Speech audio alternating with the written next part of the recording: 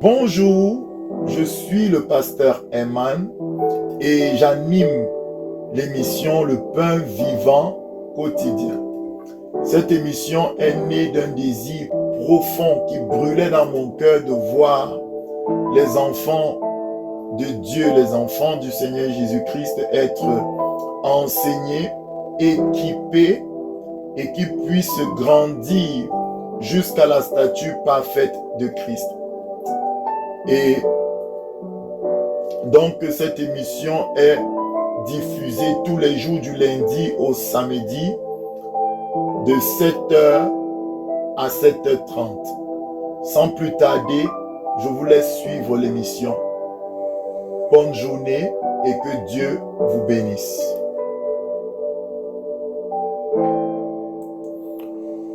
Bonjour bien-aimés, bienvenue dans votre émission Le Pain Vivant Quotidien. Alors, aujourd'hui nous allons continuer notre série d'enseignements sur les liens d'âme. Nous sommes dans notre grand thème qui est l'autodélivrance et nous sommes en train de couper les liens d'âme. Alléluia. Donc, avant d'aller plus loin, je vais remettre ces moments entre les mains du Seigneur Jésus-Christ, notre Seigneur et notre Sauveur, notre Père, notre Roi, notre Dieu Tout-Puissant. Seigneur Jésus, je te demande de prendre le contrôle. Papa, nous sommes limités dans ce que nous connaissons. Tu as dit nous connaissons en partie. Je te bénis pour le peu que tu m'as donné, Seigneur, Papa. C'est ce que je partage avec mes frères et mes sœurs, Seigneur Jésus. Que toi-même, par ton esprit, tu viennes éclairer encore, Papa, ajouter à cela dans leur révélation, dans leur méditation quotidienne, dans leur recherche à eux personnels, Papa. Que tu viennes encore rajouter par ta main puissante et par ton esprit. J'ai ainsi prié. Amen. Alors, bien-aimés, nous allons continuer aujourd'hui. Nous allons voir la 4e voie. Hier, j'ai parlé des alliances.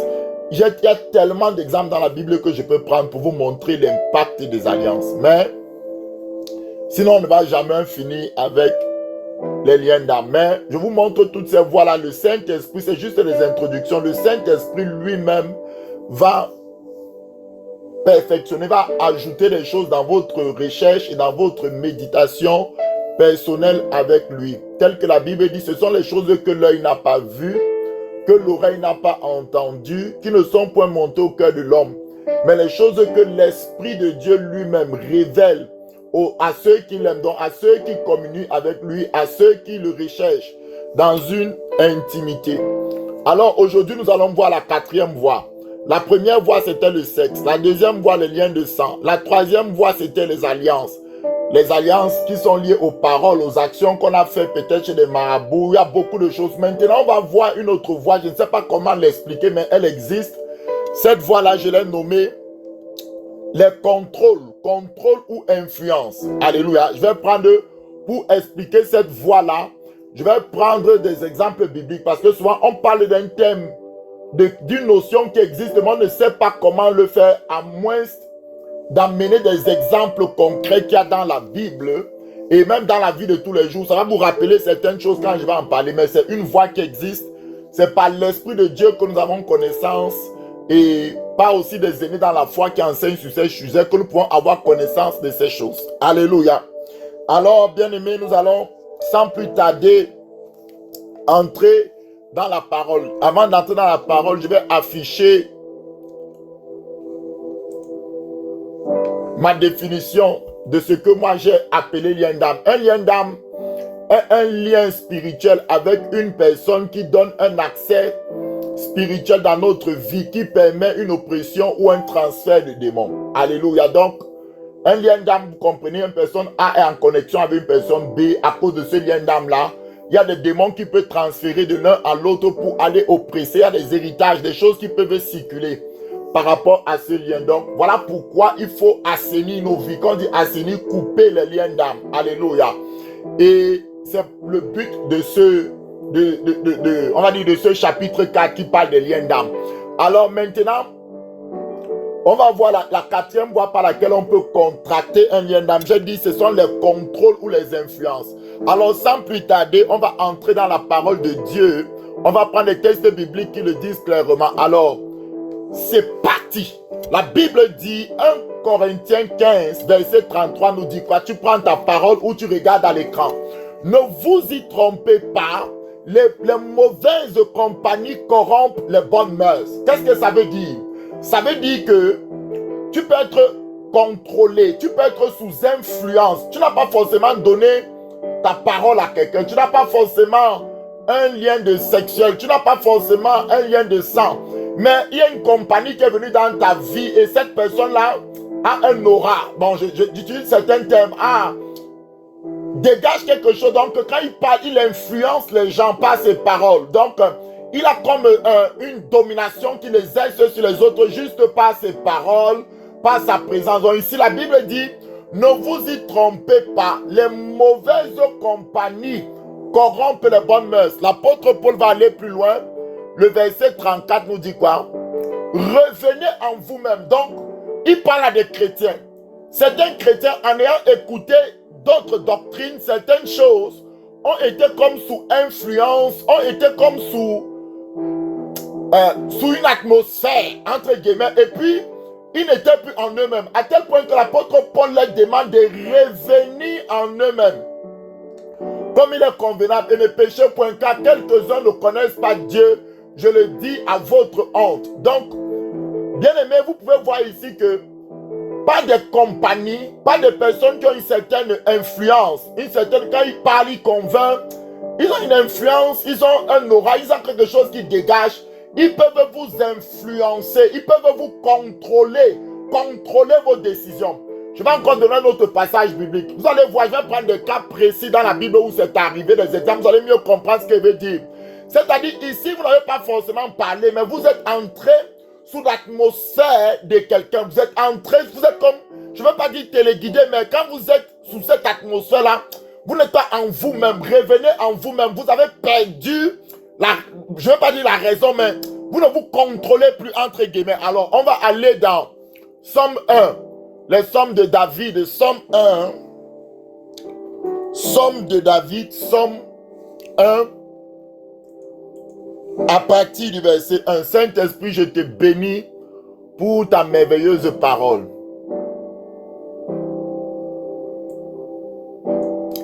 Somme 1, verset 1 me dit quoi? Heureux l'homme qui ne marche pas selon le conseil des méchants. Vous voyez? Donc ces gens-là ont une capacité à contrôler vos vies par les paroles qu'ils ont libérées. Quand vous les écoutez, vous commencez à marcher selon leurs paroles, selon leurs conseils. Ils dominent sur votre esprit, c'est-à-dire qu'ils vous contrôlent. Vous n'avez pas forcément fait allégeance, vous n'avez pas forcément peut-être parlé, mais vous les avez écoutés et vous êtes proche d'eux. Donc, ils vous influencent. Vraiment, c'est le bon mot, contrôle ou influence. Donc, il y a comme un lien qui s'est créé entre vous et ces personnes que vous écoutez. La Bible dit ici, donc, heureux l'homme qui ne marche pas selon le conseil des méchants. Donc, ça veut dire que quelqu'un peut marcher selon le conseil des méchants, qui ne s'arrête pas sur la voie des pécheurs et qui ne s'assied pas en compagnie des moqueurs. Alléluia, gloire à Dieu. Donc, on va maintenant prendre des exemples. Il y avait une église, l'église de Galate, qui avait bien commencé. L'église était en train de monter dans l'esprit, il y avait des choses, et subitement, il y a certains prédicateurs qui se sont insérés dans l'église avec une nouvelle doctrine, avec une nouvelle manière de parler, et ça a influencé. Ça a ensorcelé, parce que voilà, c'est ça que comme un sort. Donc quand on écoutait ça, c'est comme si j'étais un sort sur les personnes qui les écoutaient. Ils avaient une influence sur leur mental, sur leur cœur, sur leurs décisions qu'ils pouvaient prendre dans la vie. Donc je vais aller dans Galates 3 et je vais sortir ça. Donc ça arrive beaucoup même dans des églises, des fausses églises, là où tu écoutes une mauvaise doctrine. Rappelez-vous ce que Jésus dit dans Apocalypse à l'apôtre Jean. Il dit que vous avez laissé cette femme qui se dit prophétesse, alors qu'elle est Jézabel, enseigner mes enfants et les pousser à se livrer à l'impudicité en mangeant des viandes sacrifiées aux idoles. Vous voyez? Donc, les gens sont allés à l'église, mais ils ont écouté quelqu'un d'autre, quelqu'un qui ne parlait pas par Jésus-Christ, et ils se sont... C'est comme s'ils n'ont plus tout leur cerveau, quoi. C'est comme si on les a lavé la tête Et ils commencent à faire même des choses que normalement en eux-mêmes, s'ils avaient toutes leurs raisons, ne pouvaient pas faire. Là, ils sont comme influencés, ils sont comme envoûtés, comme si on a jeté un sort sur eux.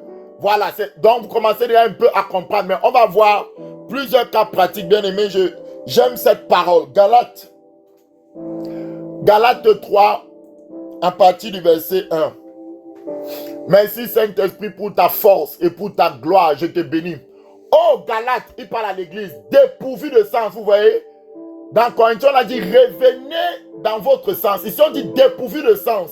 Donc, ce qu'ils ont écouté là les a fait comme si ça ôtait la raison, ça ôtait un sens. Qui vous a fasciné? Je vous ai parlé de ce verset. Qui vous a ensorcelé? Ça, c'est la bonne traduction. Qui vous a envoûté? Ça dit c'est comme un envoûtement, c'est comme un ensorcellement. On parle à des personnes qui avaient reçu l'esprit. On parle à des chrétiens, mais qui ont écouté une autre doctrine, qui ont écouté autre chose, qui les a influencés. Voilà pourquoi, bien aimé, moi qui vous parle, prenez toujours la parole de Dieu. Chaque verset, en tout cas, je l'affiche. Je ne suis pas là pour tordre les Écritures pour un gain sordide.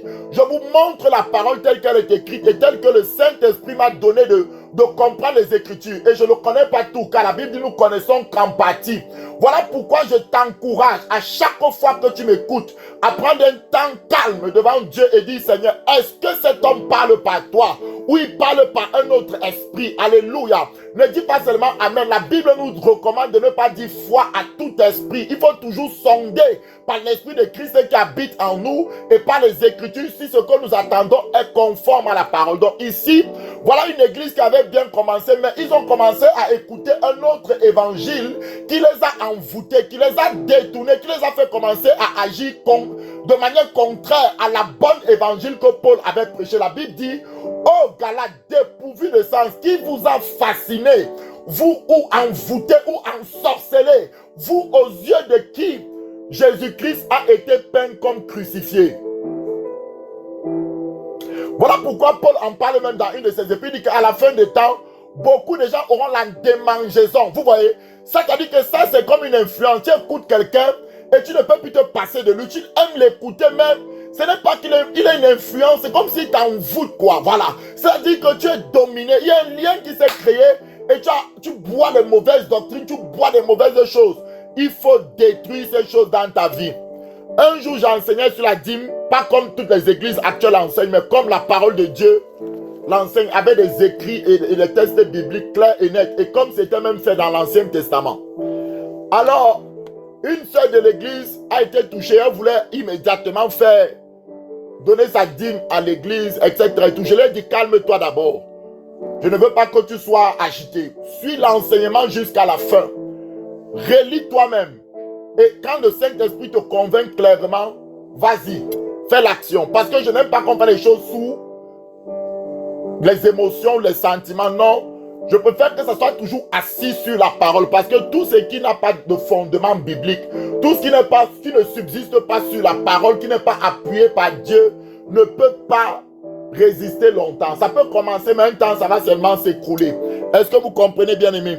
Voilà pourquoi les mariages qui ne sont pas bâtis sur la parole de Dieu vont s'effondrer. Les ministères qui ne sont pas bâtis sur la parole de Dieu vont s'effondrer. Tout ce qui n'est pas tenu par Jésus-Christ s'éteindra de lui-même. Alléluia. Alors la Bible nous dit ici clairement que ces gens étaient comme envoûtés sous une influence. On va aller même dans Galates 5. Et puis je vais vous montrer des cas bibliques, des cas concrets. Galates 5, à partir du verset 7. Seigneur Jésus, je te bénis pour ton amour. La Bible nous dit, Galates 5, verset 7, vous courez bien.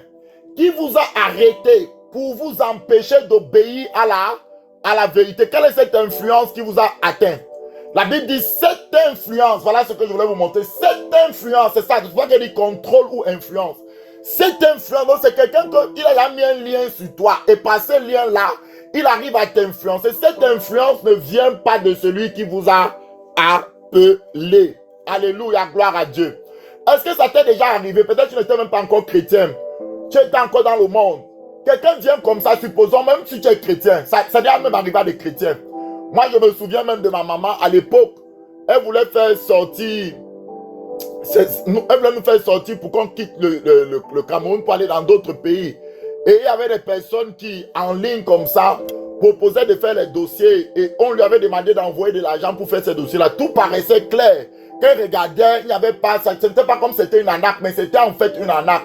Et quand elle a envoyé les sous, c'est comme ça que ces gens ont bouffé les sous. Donc, elle-même après s'est demandé, mais pourquoi je n'ai pas encore fait telle vérification? Donc, c'est comme si elle était sous influence. C'est comme si elle était fascinée par ces choses. Vous comprenez un peu? Donc, par exemple, supposons, je prends des exemples en tant qu'enseignant pour que la parole entre, vous comprenez? Supposons par exemple que toi, tu fais du commerce. Alléluia.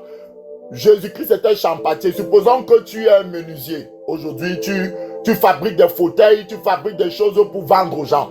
Ça, c'est ta manière de gagner ta vie, ton métier que tu fais de tous les jours. Voilà. Ce n'est pas une mauvaise chose, c'est une bonne chose. Maintenant, quelqu'un vient te dire que non. Toi, tu as souvent l'habitude de payer ta matière première à un certain prix. Quelqu'un vient te montrer que lui peut te donner la matière première là que tu prends dans le bois à un certain état à un prix tellement moindre, tellement bas. Et quand tu le regardes, il te parle, la manière qu'il te parle est la mince, mon frère. Il te montre les photos, il te convainc, c'est-à-dire que tu n'es plus dans la vérification, tu dis que waouh, vraiment ça, merci Seigneur, c'est ta bénédiction. Voilà. Maintenant, tu sors ton argent. Tu lui donnes, quand il prend l'argent, il disparaît, il ne t'achète pas de matières premières. En fait, il efface, il t'a eu. Donc, quand il était à côté de toi, tu étais sous son influence, tu n'arrivais même plus à bien comprendre. Et tu t'es fait arnaquer. Est-ce que vous comprenez bien, aimé? Donc, il y a ce style de lien-là qui existe. Ce style de lien-là existe aussi dans des gangs. Je vous avais parlé de mon fils spirituel qu'on avait pris en langue pendant quelques minutes. Il est tombé à terre. C'était un serpent qui était en lui, faisait comme un serpent au sol. En fait, celui qui le possédait, c'était son chef de gang. Parce que quand il était au pays avant, il était dans une troupe de bandits où il avait même volé dans des maisons, tué des personnes. Donc, mais il était habité en esprit par qui? Par le chef de gang. Donc, ce genre de personne a une influence. Il a peur du chef de gang. Alors que le chef de gang n'est pas son ami forcément. Ce n'est pas quelqu'un de sa famille. Il n'a pas couché avec lui. Mais il ne comprend pas. Le chef de gang a une influence sur sa vie. Il y a des personnes comme ça qui te font peur. Quand tu es dans leur si te dit fais soit faire. Donc, tu as tellement, tu ne sais même pas pourquoi tu es sous cette influence-là. Tu ne peux pas l'expliquer. Donc, quand on a fait la délivrance de ce garçon-là, c'est le chef de gang qui était au pays là qui a commencé à parler, il nous a donné son nom. C'est quand ce gars est revenu en lui-même, qu'on a chassé, qu'on avait chassé de moi, on lui a donné le nom de ce gars. Oui, j'ai connu tel, il a commencé à confirmer. Donc vous comprenez un peu. Donc, dans les gangs où les gens entrent, il y a cette influence pour que quelqu'un puisse dominer. Il va manipuler, c'est un esprit de manipulation, de domination, de mensonges. Il change des vérités, voilà, des choses comme ça. La manipulation. Alors, pour vous donner des exemples pratiques ce matin, amen. On va prendre un cas pratique. Je vais d'abord prendre le cas dans le sens positif. Vous savez, j'aime toujours vous amener dans le sens positif d'abord. Après, je vous montre aussi que ce qui est positif là, Satan va le copier parce que c'est Satan qui copie Dieu. Ce n'est pas Dieu qui copie Satan. Satan connaît les principes spirituels. Ce n'est pas lui qui a créé ces principes spirituels-là, mais c'est Dieu qui a mis ces lois spirituelles. Et le monde est régi par les lois spirituelles que Dieu a mis en place. Donc Satan les connaît et Satan essaye justement de nous faire enfreindre ces lois-là pour que nous, comme on ne connaît pas certaines choses, on se met en difficulté. Alors, on va aller dans un premier cas pratique. Je prends David. David n'est pas encore roi. Saül le poursuit terriblement. Saül veut le faire du mal. Et David va aller se cacher chez Samuel. Quand Saül va arriver là-bas, quelque chose va se passer. Saül sera sous l'influence de Samuel et il ne pourra pas faire ce qu'il voulait faire. Ça, c'est le cas positif. Je vais vous montrer que ça existe dans le monde spirituel. Et je vais vous montrer que c'est un cas où il y a souvent des alliances, des liens qui peuvent se créer. Mais il faut que tu sois pas très loin de la personne. Donc, ça existe. C'est pour ça que j'ai mis en dernier lieu. Le débit n'est pas très fort. La connexion peut-être n'est pas très forte. Mais il y a quand même une influence. Il y a un lien spirituel qu'il faut briser, bien aimé. Satan n'a que besoin d'une petite porte d'entrée dans ta vie pour faire des dégâts. Alors, on va aller dans 1 Samuel 19. Tu vas te positionner là-bas. Premier cas pratique. 1 Samuel 19 à partir du verset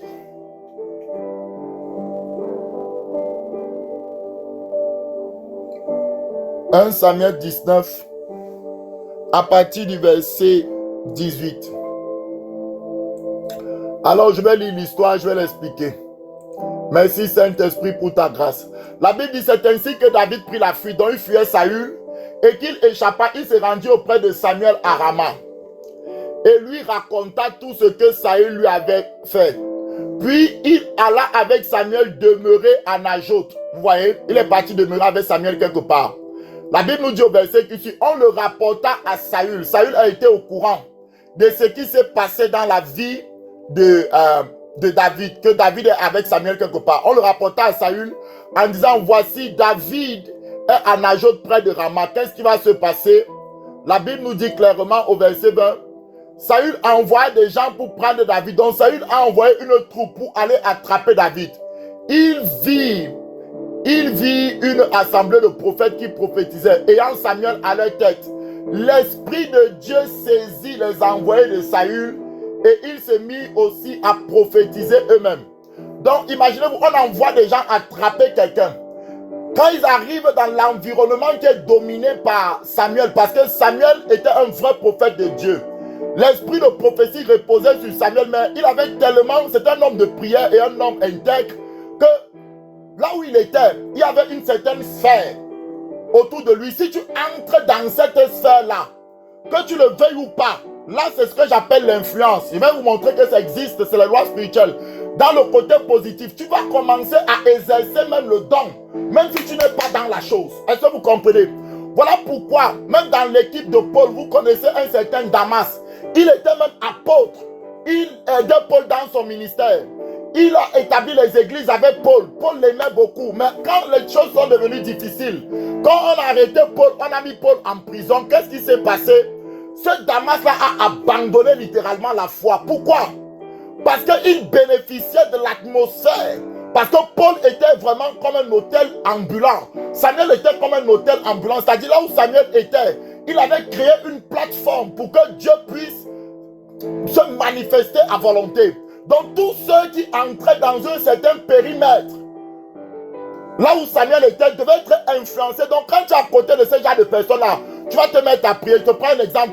Peut-être depuis que tu es connecté à ce ministère, à cette émission, à la chaîne de prière, à l'église même tout entière, depuis que tu es connecté, alléluia, tu ne priais plus depuis peut-être plusieurs mois, mais depuis un moment tu as envie de prier, depuis un moment tu as envie de lire la parole, parce que tu es comme étant sous une influence positive dans ce sens, qui te pousse à chercher Dieu. Il faut que tu demeures dans cette influence longtemps pour que ça entre dans tes habitudes, ça entre dans tes gènes, ça entre dans tes os. Donc, c'est ce qui s'est passé ici, c'est que on envoie des personnes, mais comme Samuel domine dans ce lieu-là, quand ils arrivent là, ils viennent avec la haine, ils viennent attraper David, mais ils n'arrivent pas à le faire, mais ils sont plutôt impactés.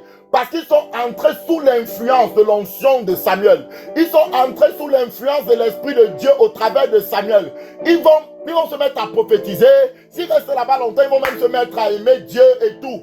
Mais s'ils sortent, s'ils vont loin de cette atmosphère-là, ils risquent de reprendre leur vie. Voilà ce qui se passe souvent. Tu arrives dans un ministère, il y a un homme de Dieu pieux qui aime vraiment Dieu. Tant que tu es à côté de lui, tant que tu es sous la circonférence que Dieu lui a donnée, il y a des choses qui vont commencer à naître dans ta vie. Peut-être que tu es orgueilleux, l'humilité va commencer. Peut-être que tu ne mets pas prier, tu vas te mettre à prier.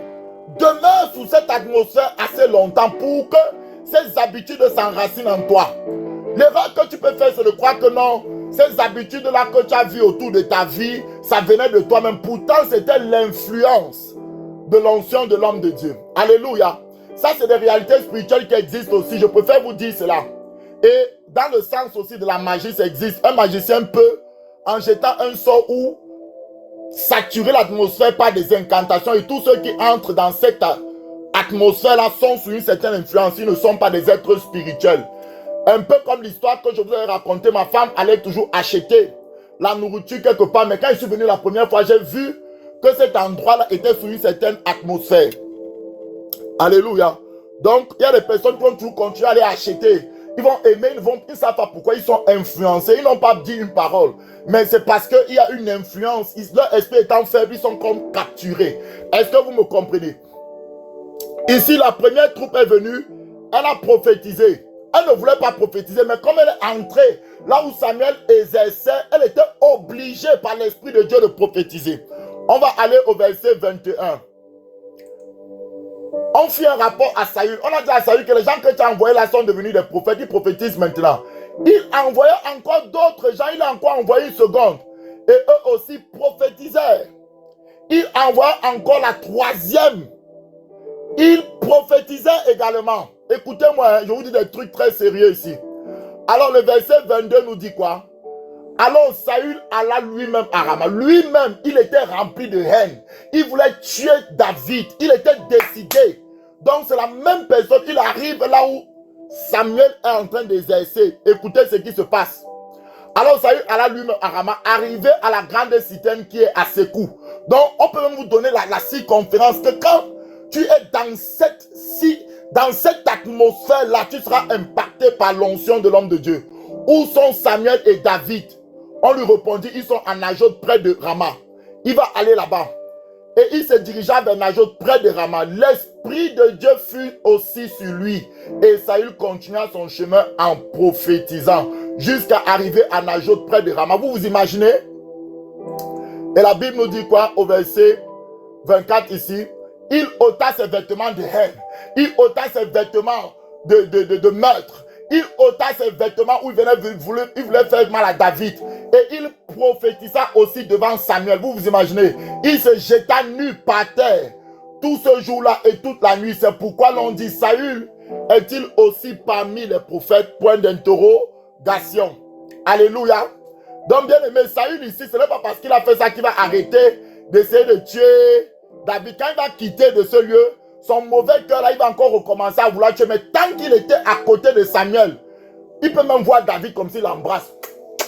Il n'y a pas de problème parce qu'il est sous une influence. L'onction l'oblige. C'est-à-dire qu'il est comme poussé par l'Esprit de Dieu à faire ce qui est bien, à obéir à la parole. Alléluia. Et c'est ce qui se passe, bien aimé. Quand vous entrez dans une bonne église, il y a une bonne influence spirituelle. Même ton ami, tu peux seulement l'inviter parce que les gens ne comprennent pas comment le monde spirituel fonctionne. C'est pour ça qu'on se fatigue, on n'est pas dans le repos de Dieu. Tu invites peut-être ton ami à l'église.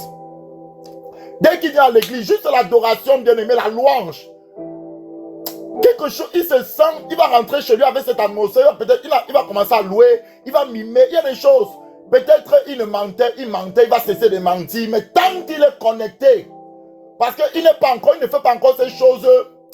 Je ne peux pas dire de lui-même, mais c'est sous influence, une bonne influence qu'il est fait. Il a besoin de la révélation. Il a besoin que la graine soit profondément plantée en lui pour que le changement vienne de lui-même et qu'il ne soit plus influencé. Est-ce que vous comprenez? C'est ce qui s'est passé ici. Saül, dans l'atmosphère de Samuel, ne peut pas tuer David parce qu'il est sous une bonne influence. L'esprit mauvais qu'il agite, l'esprit de jalousie, l'esprit de meurtre, le quitte, le lâche pendant quelques instants. Mais quand il va sortir de là, il va essayer encore de faire du mal. Je vais vous donner un exemple dans la vie de Jésus. On envoie des huissiers venir attraper Jésus. Mais Jésus est un homme Jésus est un homme très fort spirituellement.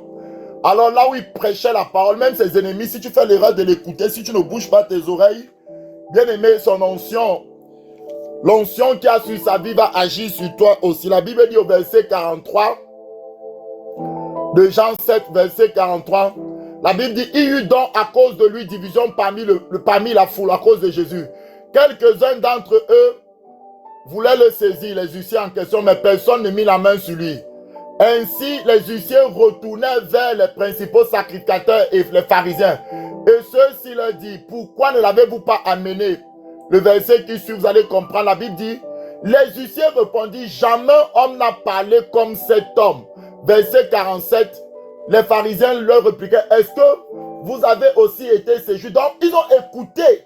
Et quand ils écoutaient, quand ils étaient dans cette atmosphère où il y avait des miracles, où il y avait la parole pure, ils ont dit non, on ne peut plus faire ça, on ne peut plus l'arrêter. Non, on ne peut plus. Non, cet homme, c'est un homme saint.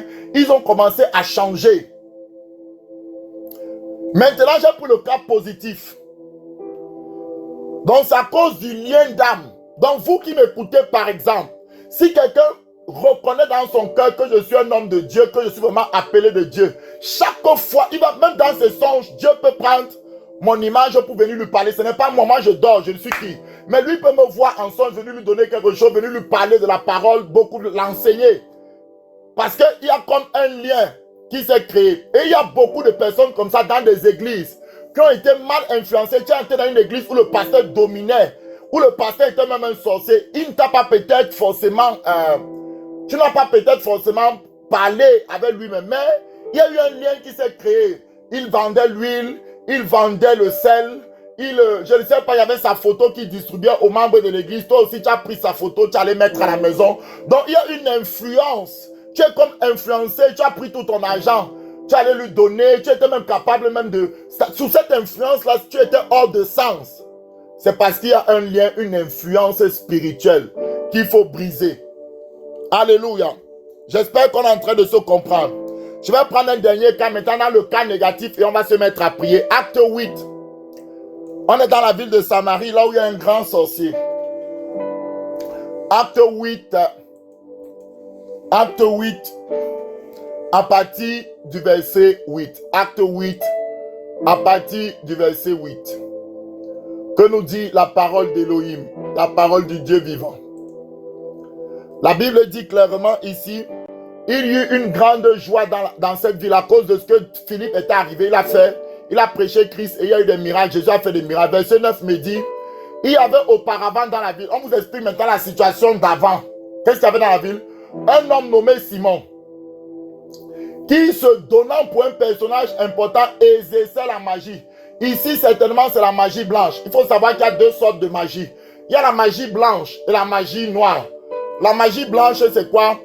C'est la magie que certains utilisent pour tromper les gens qui font le bien. Par exemple, les guérisseurs, tu es malade, tu vas là-bas, il fait la magie, ton mal diminue. Mais en fait, ton mal n'a pas diminué, il a volé quelque chose dans ta vie. En tout cas, ils sont toujours en train de changer les choses. Donc, ils vont te faire croire que leur don satanique qu'ils ont là, ils utilisent ça pour faire le bien. C'est ce qu'on appelle la magie blanche. Peut-être que tu veux faire que ton mari ne te quitte pas. Ouais, ton mari a commencé à sortir. Tu vas voir un marabout. Il va faire comme s'il dit, je vais t'aider. Oh, Dieu aime le mariage. Il va même te parler de Dieu. Il va faire la magie pour que ton mari, tu l'envoûtes pour qu'il reste avec toi.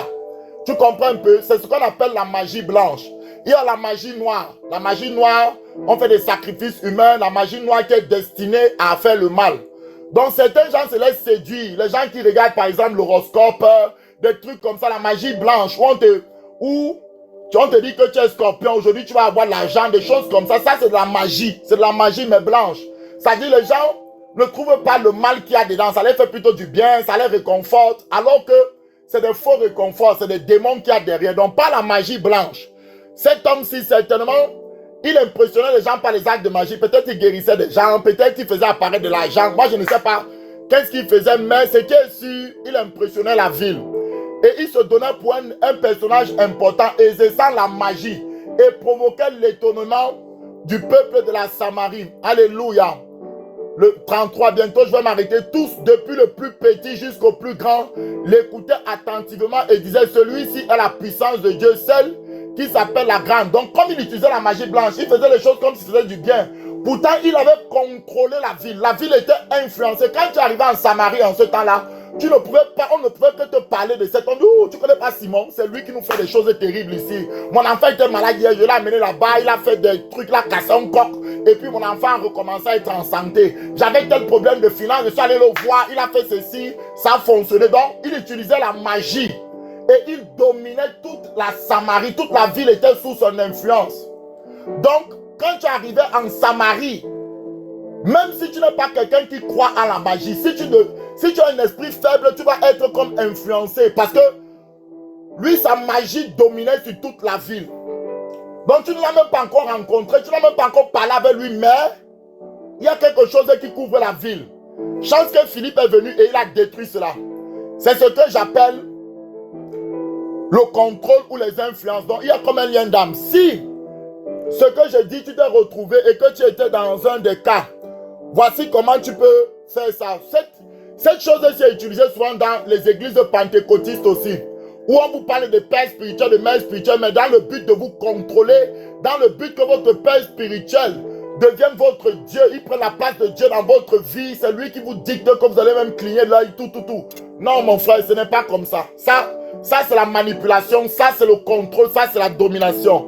Nous respectons les pères spirituels, nous respectons les mères spirituelles, les gens que Dieu a établis pour bénir le peuple de Dieu, les pasteurs, les prophètes, les apôtres. Nous reconnaissons que cette réalité spirituelle existe, puisque Paul dit qu'il est le père spirituel des églises qu'il a établies. Donc dans chaque église, celui que Dieu a envoyé pour commencer une œuvre est comme le père. Dieu a initié cette œuvre par lui. Il est le père spirituel des enfants qui naissent dans ce lieu. Il faut que vous le respectiez, il faut que vous l'honorez, mais il ne faudrait pas qu'il devienne votre Dieu. Il ne faudrait pas qu'il veuille prendre la place de Dieu dans vos vies. Alléluia. Ça c'est très important, bien aimé. Donc ici, souvent les gens utilisent mal la notion de père spirituel, mère spirituelle pour dominer sur le peuple de Dieu. Ça c'est pas bon, il faut faire attention, c'est de la manipulation, c'est de la sorcellerie. Ils vous demandent de venir vous leur donner tout leur argent, des choses comme ça, c'est très dangereux. Je bénis quand même Dieu dans notre église. On n'a pas ce genre de choses dans l'église Open Church. Il n'y a pas ce genre de trucs bizarres. Alors la Bible dit ici clairement que la Bible, bon, comment tu peux faire pour te délier? Si tu as remarqué que tu étais contrôlé, tu étais sous influence, tu avais peur de quelqu'un, et tu as remarqué que non, cette influence n'est pas normale, comment tu n'as pas donné ta parole? Ce n'est pas par les 3 autres moyens de lien d'âme que tu as contracté, mais tu es comme tétanisé, tu ne peux pas dire non à une personne. Ça peut être même ton patron, il y a des gens comme ça. Dans leur entreprise, ils ont fait des incantations. Tous ceux qui entrent là, ils sont comme téléguidés. Tu as peur, tu ne peux même pas, même si c'est vraiment quelque chose qui n'est pas biblique, tu as peur, c'est-à-dire que vraiment, tu as peur, ce n'est même pas. Donc là, tu dois prendre autorité et briser l'influence qui a au-dessus de ta vie par ce lien. Tant que tu es dans l'entreprise, la Bible dit ici clairement, pas la Bible, mais notes. Les notes que j'ai, comment rompre ce genre de lien. Tu vas prier, tu vas dire, il faut détruire ce lien d'âme de contrôle. Peut-être ça a été fait par la magie blanche. Je brise. Par exemple, toutes les dominations. Je prends les dominations pentecôtistes aujourd'hui. Regardez les désordres qui se font dans l'église pentecôtiste aujourd'hui. Les pasteurs qui couchent avec des femmes. On vole la dîme. En fait, c'est grave quoi. Donc même nos dominations qu'on appelle pentecôtistes, on fait encore pire même que les catholiques, les protestants et les témoins de Jéhovah. Là où il y a une mauvaise doctrine. Quand on sort déjà la vérité de son contexte, vous comprenez que c'est fini. On entraîne les gens dans les mauvaises doctrines. Par exemple, les mormons, les branhamistes, tous ces gens-là sont sous de mauvaises influences. On leur fait croire à un faux prophète. Même la religion islamique, on te fait croire à un prophète qui n'était pas réellement un. Tu seras sous une influence autre. Des gens qui respectent le prophète Mohammed comme s'il était Dieu. Alléluia. Tout ce qu'il a dit là, comme ça descendait, il n'y a pas de vérification, il n'y a pas de recherche approfondie. Ça là, c'est déjà cette influence-là qui agit. Alors, ce matin, on va s'arrêter là et on va prier, bien-aimé. Je bénis le Seigneur pour cette parole glorieuse. Alors, tu vas te mettre à prier là où tu es. Tu vas dire, Seigneur, toute influence de manipulation, de contrôle, de téléguidage dans ma vie. Peut-être c'est quelqu'un de ta famille qui t'est téléguidé. Peut-être c'est quelqu'un de ta maison qui t'est téléguidé. Peut-être c'est une influence, une mauvaise camaraderie. Tu ne sais pas pourquoi. Tu n'arrives pas à dire non à ton ami là. Dès qu'elle te dit allons, sortons. Tu ne veux pas, mais quelque chose c'est comme si tu es influencé par ses paroles. Quand elle te donne une idée, tu ne peux pas la contredire. Je brise le lien d'âme qui te liait à cette amitié. Je brise le lien d'âme sous cette influence. Tu es entré dans une église où il y avait la sorcellerie, où il y avait le pasteur avait une forte personnalité, mais c'était lié à des démons, c'était des doctrines de démons, et tu as été influencé, infecté. Et aujourd'hui, ces liens d'âme sont persistants dans ta vie. Tu as développé l'anxiété, la peur. Je brise ces choses dans ta vie. On t'a mis le grappin dessus par les choses de père spirituel, mère spirituelle. Tu as commencé à donner le sel, l'huile. Tu as fait entrer des choses bizarres, pas de fausses croyances. On t'a fait sortir, tu as marché par le conseil des démons, par le conseil des fausses doctrines. Tu es sorti de la vérité. Je brise les liens d'âme sur ta vie. Je détruis ces influences sur ta vie. Et je prie que Dieu mette sur ton chemin des personnes comme les disciples authentiques de Jésus. quand tu vas être influencé de bonnes influences comme celle de Samuel, les bonnes influences comme celle de Pierre, de Paul, des personnes qui vont t'impacter, qui vont te pousser à faire les bonnes choses dans ta vie, les bonnes actions au nom puissant de Jésus. Les liens d'âme sont détruits, les liens d'âme sont brisés, les liens d'âme sont rompus au nom puissant de Jésus. Nous avons prié. Amen. Donc on a fini aujourd'hui avec les liens d'âme. À partir de lundi prochain, nous allons voir l'héritage spirituel ou les liens générationnels, toujours selon la parole de Dieu. Je vais prendre les versets bibliques, je vais vous montrer dans le nouveau comme dans l'ancien que ce sont des réalités spirituelles. Alors nous allons donc nous séparer là-dedans. À partir de lundi, nous allons commencer le chapitre 5 sur les héritages générationnels, l'héritage spirituel et comment s'en défaire si c'est négatif bien sûr. Au nom puissant de Jésus de Nazareth, là on a simplement coupé les liens d'âme. Donc demain c'est samedi, je vais envoyer les sommes des proclamations que j'ai appelées paroles inspirées. Alléluia. Donc ça sera juste demain, je vais envoyer des sommes, des prières de sommes. Vous allez répéter, vous allez prier avec pour briser ou pour proclamer certaines réalités dans vos vies, dans le nom puissant de Jésus de Nazareth. Bien-aimés, merci de m'avoir écouté. Que le Seigneur vous bénisse. Que le Seigneur vous le rende au centuple. Continuez à persévérer. Aimez Jésus-Christ et cherchez-le de tout votre cœur. Le Seigneur est à la porte. Nous ne sommes plus loin de l'enlèvement. Que la grâce de Dieu soit sur vous. C'est au nom puissant de Jésus-Christ que j'ai ainsi parlé. Amen. Merci d'avoir suivi cette émission et j'espère vraiment de tout cœur que vous avez été richement bénis. Alors, si vous avez des témoignages, des questions bibliques par rapport à certains sujets, n'oubliez pas de nous écrire à notre adresse mail qui sera mise dans la description de cette vidéo. Et puis, surtout, likez en cliquant sur le pouce, vous likez et vous partagez à vos connaissances, afin que le plus grand nombre puisse être aussi béni. Alors, on se retrouve pour d'autres épisodes. Soyez bénis au nom puissant de Jésus.